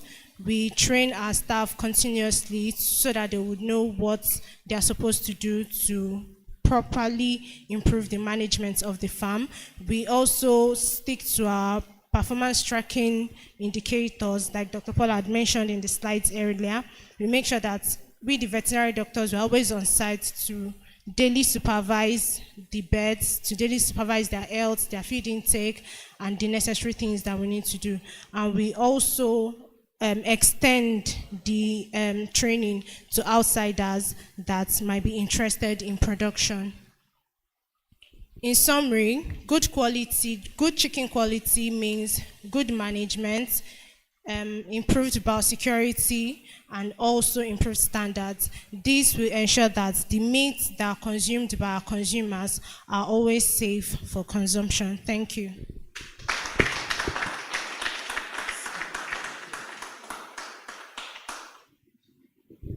All right, thank you very much, Dr. Deborah, and all the speakers that have so far, addressed the men of the Nigerian Army.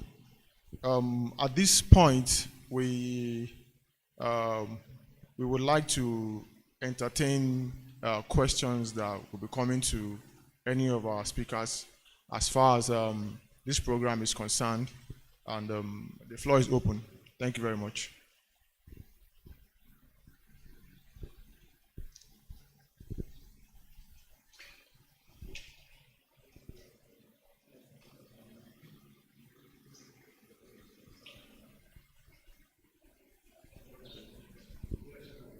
Yeah, I'm Major Theo Joshua.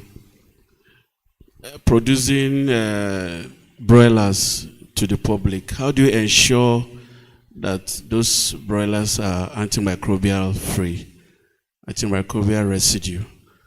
How do you ensure that it's free from antimicrobial residue? Then secondly, your mating ratio. What is the mating ratio of the male to the female to ensure fertility of the egg? Thank you. All right, we'll be welcoming Dr. Paul once again to attend to that question.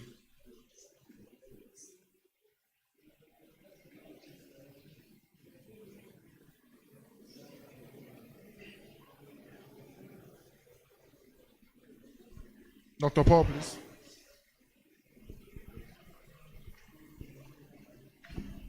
Okay, all right, thank you.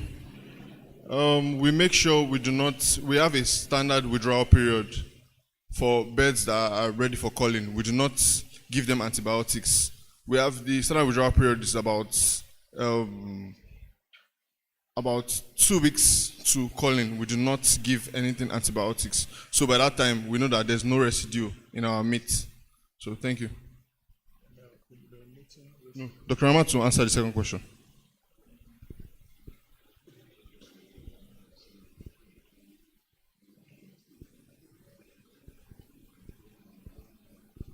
Thank you. Your question regarding the mating ratio for the ends to ensure that we have good fertility. So once the birds commence laying, we slowly begin to introduce the cocks to them. Our threshold is 10% mating ratio. What it means is that if you have, for example, if you have 100 ends in this house, you're going to have 10 cocks. That's 10 ends to 1 cock. So if you have 100 ends here, you are mating them with 10 cocks. And that way, your fertility is assured. So, but once they commence laying, we don't introduce all 10 at once, because at that point when they commence laying, the ends are currently very fragile.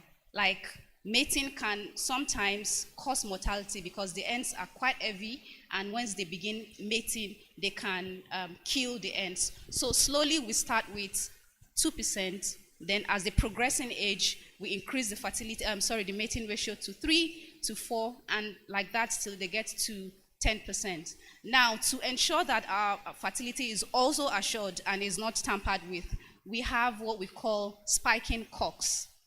We have separate housing system where we keep some numbers of cocks. These ones are separate from the ones that are introduced to the ones in the main flock. So these spiking cocks are used to replace any cocks that we know that is maybe affected, is not, maybe is currently deformed in the flock, or is showing signs of non-activity. We remove that particular cock and then pick from our excess spiking cocks and then replace it with. So we do that all the time to ensure that all the cocks that we have servicing the ends are of good health and are of good mating, they have good mating stance. I'm sure that answers your question. Thank you.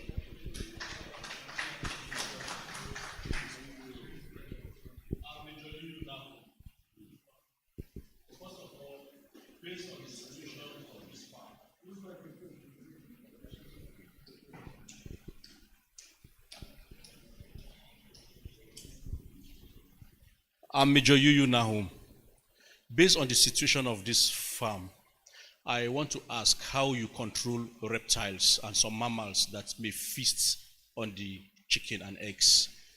Then secondly, I hear broiler meat chicken, but I don't know if there are capability of trading in eggs, like for some of us that like cooking eggs or frying eggs. Thank you. All right. Once again, I will require the presence of Dr. Rama to address the question.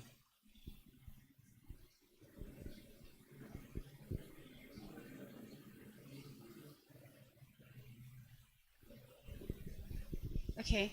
Your question is on how we control reptiles in our pens.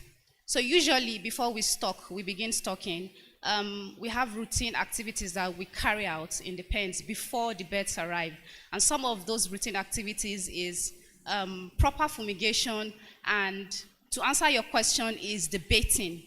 So what we do is that we ensure to eradicate any form of reptiles or rats or any insect. We try as much as possible to carry out baiting. Baiting is we set rat poisons or traps in strategic areas within the pen and outside the pen. Note that this is usually before we stock these birds, because if we can't do that once we've stocked the birds, because the birds would be at risk of consuming some of these poisons. So usually when we set traps and put rat poison in strategic areas, these reptiles that are probably currently around that area would consume, and at the end of the day we end up coming to come and pick up the dead ones around. So we make sure we fumigate and we bait, and most importantly we also block entry areas, some entry areas that we know that it's possible for rats to come into. We make sure that we block all those areas before we stock those birds. So usually most of the time we're not faced with the challenge of reptiles and rats having access to the eggs, because we know that having access to, we don't know where these rats may come from. I mean, we have rats that currently carrying pathogens and all of that. And once they gain access to the pen or even the feed of the chicks, there's a likelihood that they will be able to transmit diseases, and we do not want that. And that is why we ensure that before we stock, we carry out these routine processes. Thank you.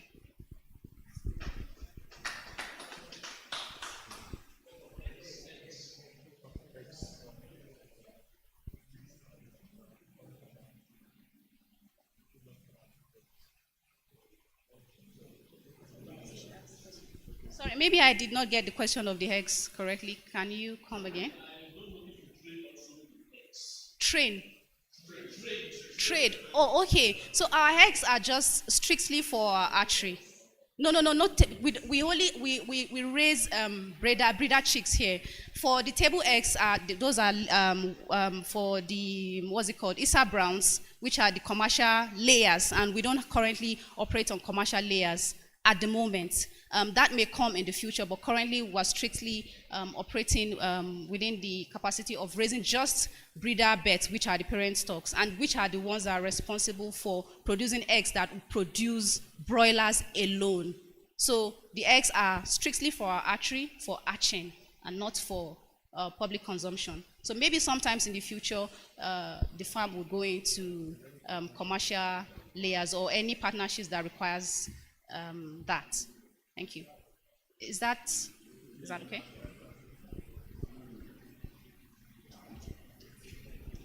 Okay, thanks. I am Major Sisin Nabife. So my question borders on the first presenter, and I think Mr. Paul talked about it, to the market share value, where you told us that you have 35% of Southwest, and then another presenter said 30%.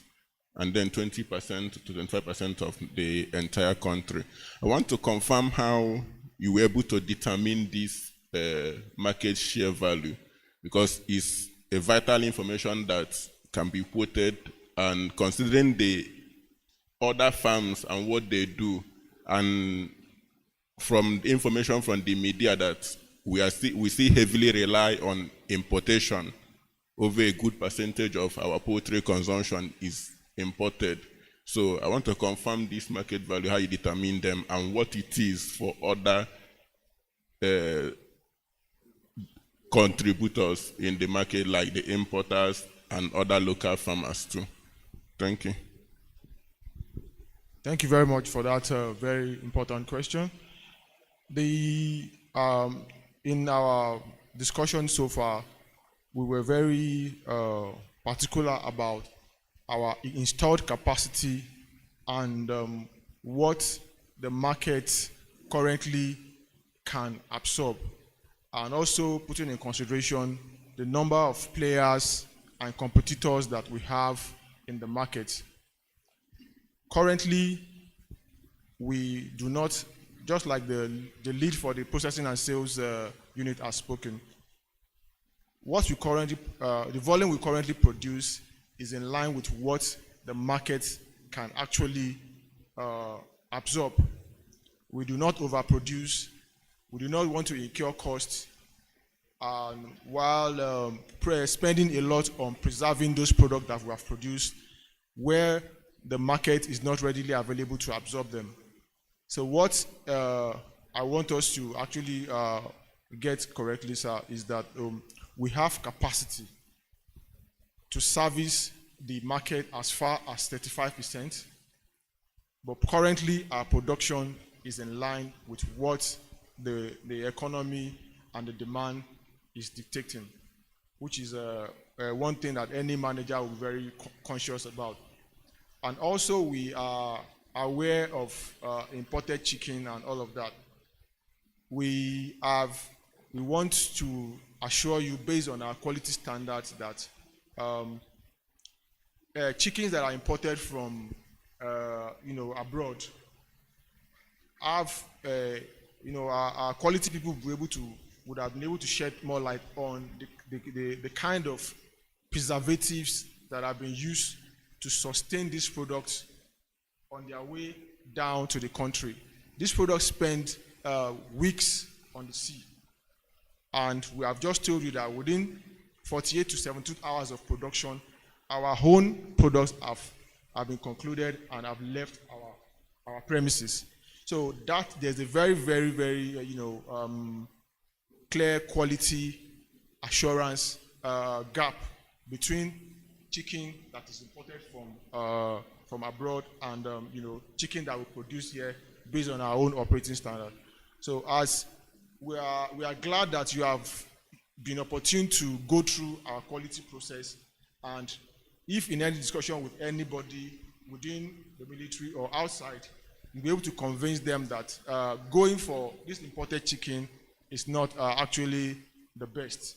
What we have is homegrown, and our quality and our processes have been explained in this discussion. I hope that takes the question to rest.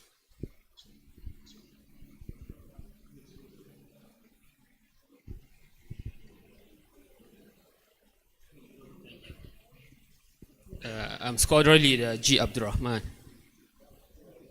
Sir, in the course of your presentation, you made mention of your procurement process. So I wanted to know the method you use in acquiring your raw materials and whether it is in line with extant procurement, public procurement regulations. Then secondly, you made mention of buyback with your supply chain partners. So my question is, do you normally, is there any contract agreement between you and your supply chain partners to buy back those chickens after you have sold the day-old chickens to them, or you buy them on demand? So I wanted to know if there is any agreement that, okay, at so point in time we are going to buy those products from you, and if there are other consequences of not doing that. Then lastly, how do you forecast demand for your product? Thank you. Sorry, hold on. The question as far as procurement is concerned, I would like to address that, and the general manager, being the head of sales and logistics management, will take the other questions. All right, sir.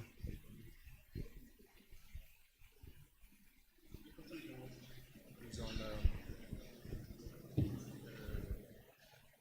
buyback program. Okay, buyback program. I think it's borders on this Agora program. If you have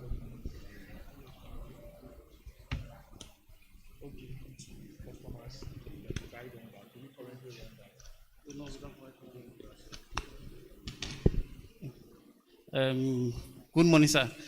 Like he explained to me, he said the question has to do with buyback, right? That if we give a farmer feed and DOC and some drugs, do we buy back? Yes, we do that. We're doing that as far back as 15 years ago, but currently we don't do that anymore because we've turned Osun State majorly. Osun State now is the current largest producer of boiler beds in Nigeria because we're running the program nationally. So some other processing houses came up. We have, I think, 3 slaughtering houses in Osogbo, and we have 2 in Ife. So currently, everybody have their in-house operation which they run. And during my presentation, I mentioned that we are producing based on what the Nigerian market can consume. For example, if I produce based on my capacity, I have the potential of crashing the market because I will produce more than what the market can consume. So my prices would go down so that I don't have a total loss. But currently I'll be losing money and I would crash the market. The value of price of frozen chicken will be cheaper, but I'll be making loss and I would definitely crash the whole system. So what we do within our association, Nigerian Poultry Association, PAN, what we do, Poultry Association of Nigeria, sorry, what we do is that we try as much as possible to make sure that we don't crash the market. What can the market take? What can the market absorb? based on that, we push what the market can absorb so that we don't crash the system. If you crash the system, it's coming back to all of us. And for example, if I'm to sell the frozen chicken at 4,000 naira, and because I have much in my cold room, which I have to push out before another batch comes in, I'll push it out at probably 3,000 or 2,500. I'll make loss, and the market will crash. It would crash the whole country system. So we try as much as possible to find the balance. So for the AdGrower program, currently we don't run for individuals anymore. But however, we run with some partnership. For example, FGC recently came that they want to incorporate entrepreneurship into their students, their SS3 students in school. They want us to give them feed and DOC so that the secondary school students can have that flair for raising birds and introduce them into poultry or agric business as early as possible. So we gave them the feed, we gave them the chicks, and they are currently raising it, and they'll be bringing it back to us. The same thing FDC in Ekiti. There's one also school in Ekiti, federal government school in Ekiti also. They are also trying to do that. I hope I've answered you, sir.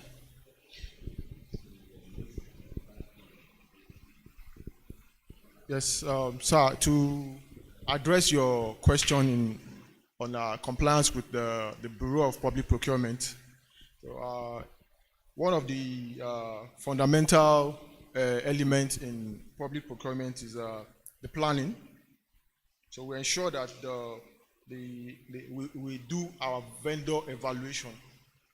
The vendor that we are going to be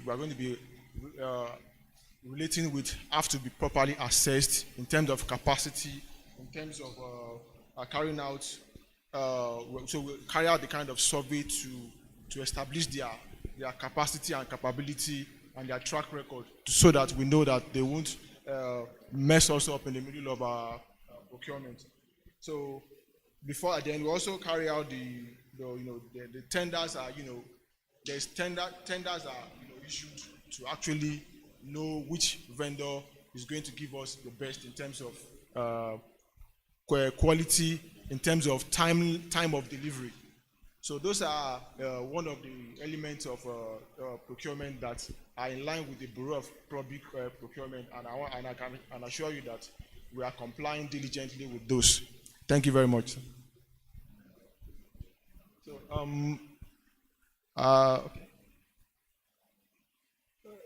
I understand that part of our program is to take you on a tour to some of our operational facilities, and out of very deep respect for the men that are here, that tour will require some of you to take off your boots and things like that, and I do not feel very comfortable about it. So out of very strong respect for the men of the Nigerian Army, I would say we should just put that aspect on hold, so that to also keep to time, because the program itself is 9 to 11, as a 9 to 11 timeline, and we want to abide by that at most.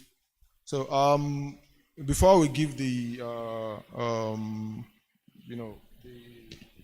the closing remark, I know I'm aware one of our officers here is going to give us a vote of thanks, and we'll be willing to have that. And also, it is very important at this point of the meeting to actually establish contact with our potential partner whereby we'll be meeting with the general manager and we'll be meeting with Dr. Ayan as well, being the farm coordinator, so that contacts will be exchanged and future interactions will be made possible. So as right now, we want to take the vote of thanks from the NACOM representative. Thank you.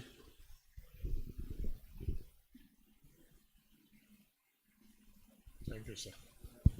The coordinator of Tons Farm Nigeria Limited, general manager, standing on the existing protocol. Sir, it is customary that each time we go out to visit establishments like this, students who are direct beneficiaries, one of them is called upon to give vote of thanks on behalf of the college. On this note, may I call one of the students in person of Captain K.M. Umore to give the vote of thanks on behalf of the college. Captain K.M. Umore. Thereafter, the team leader will now make a presentation of souvenir to the farm. Thank you.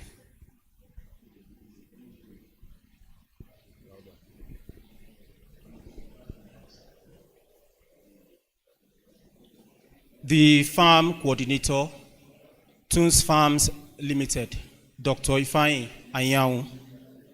The team leader, Nigerian Army College of Logistics and Management, Director, Logistics Studies, Chief Instructor, Management Science Department, members of directing staff, management and staff of Tunes Farms Limited, fellow students of Logistics Staff Course 23 of 2026. Ladies and gentlemen, I am Captain K.M. Umoren, the student sponsor for this visit. For the past 2 hours or thereabouts, we have listened to a well-packaged and delivered brief on the operation and marketing activities of Tunes Farm Limited, delivered by various unit representatives of the farm. The coordinator, sir, the brief has been very educative and informative to us all. It has broadened our knowledge and understanding on the overview of the farm operation, the management structure, as well as the human resource and administration of the farm.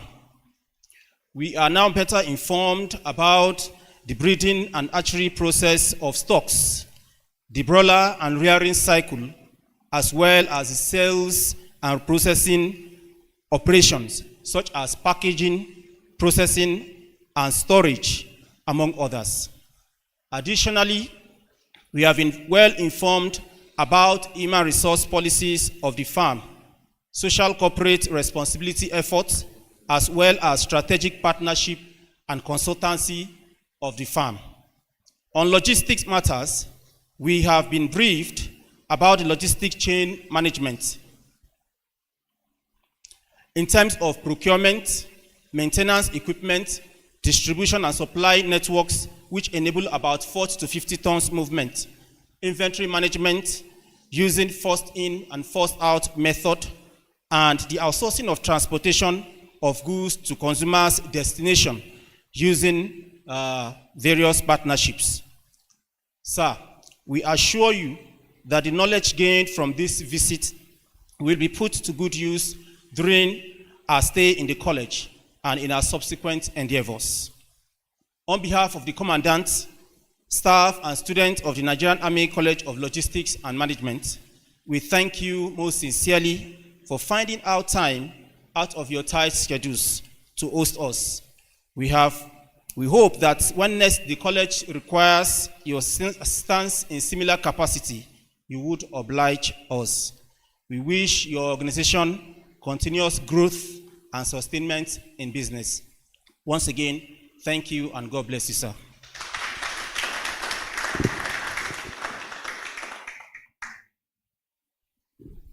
Thank you very much. And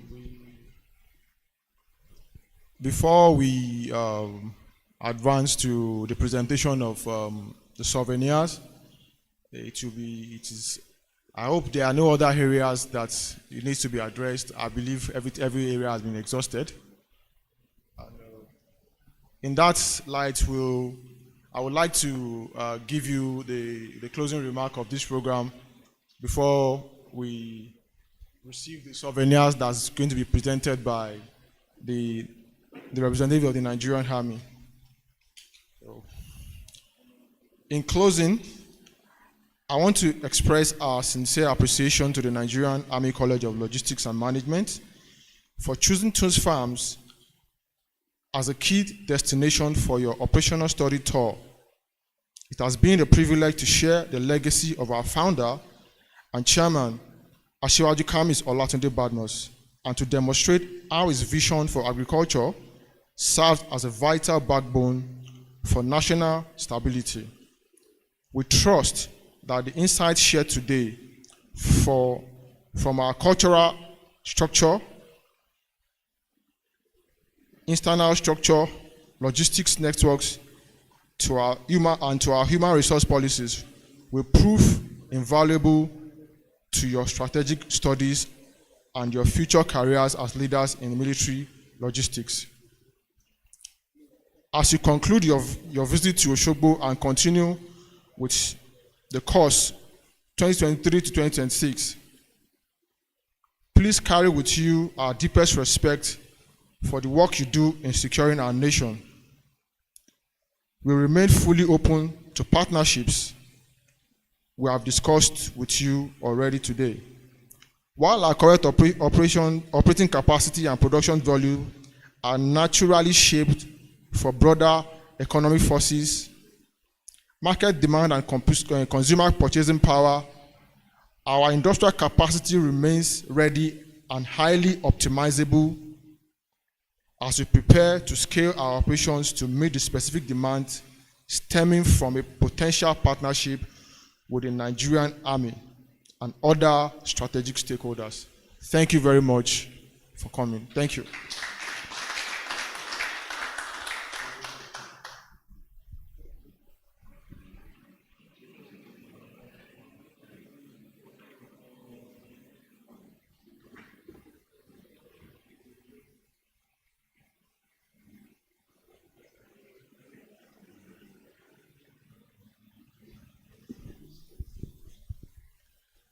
Once again, standing on existing protocol, sir, permit me to invite the team leader in person of Colonel A.O. Obiekwe to present a souvenir on behalf of the college. The team leader, sir.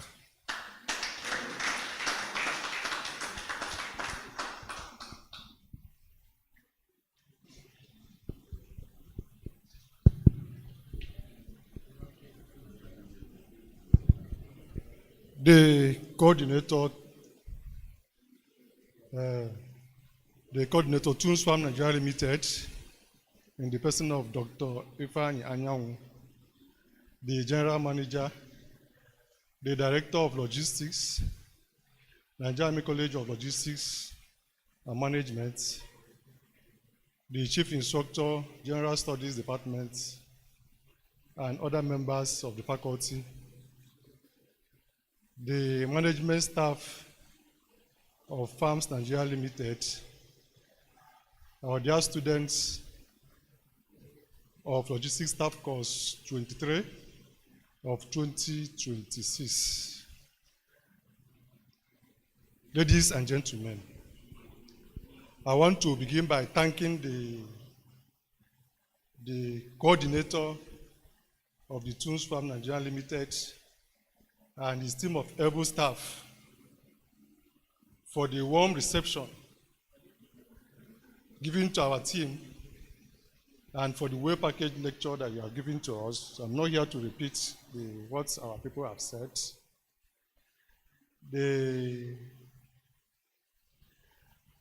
From the brief you have given to us, actually it's very obvious that the capacity is there for food production, and beyond that, we also have capacity for agricultural logistics support within Nigeria. And we, in the army or in the military, it is said that soldiers march on their stomach. A hungry soldier cannot carry rifle. So food production is germane to sustainment of military operations and operational effectiveness. So having said that, there are actually many areas that the military and your farm can partner. Even starting from Osun State, there are many military formations that are being newly established. One of them is the Depot Nigeria. The Depot Nigeria is a training institution that we train soldiers. And of course, they depend on poultry products, the meat, and the eggs. And if you go beyond that, there are other military establishments also here and there. In Lagos, Ibadan, we are all there. So I think your farm is quite strategic, and I'm sure with time we'll come to benefit fully from what you offer. So on behalf of the Commandant, Nigerian Army College of Logistics and Management, Major General Adewale Collins Adetoba, I wish to make this presentation as a mark of appreciation for your kind gestures, and also you keep it in your office to always remember that today, being 28th of April, we are here for this strategic partnership with your organization. So, sir, you may kindly step forward for the presentation.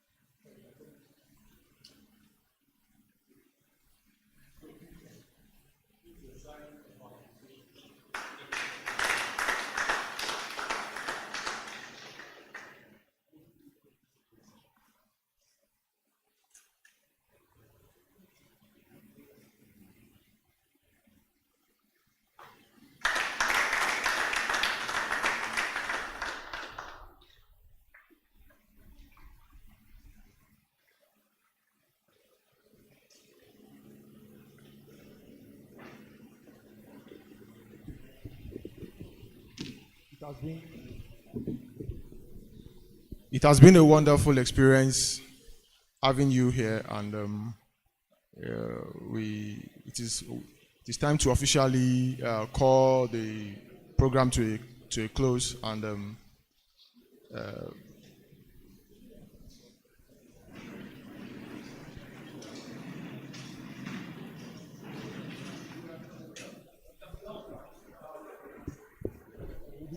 we'll be taking photographs downstairs, and on our way out, we'll be exchanging contacts with the general manager and the farm coordinator. Thank you very much.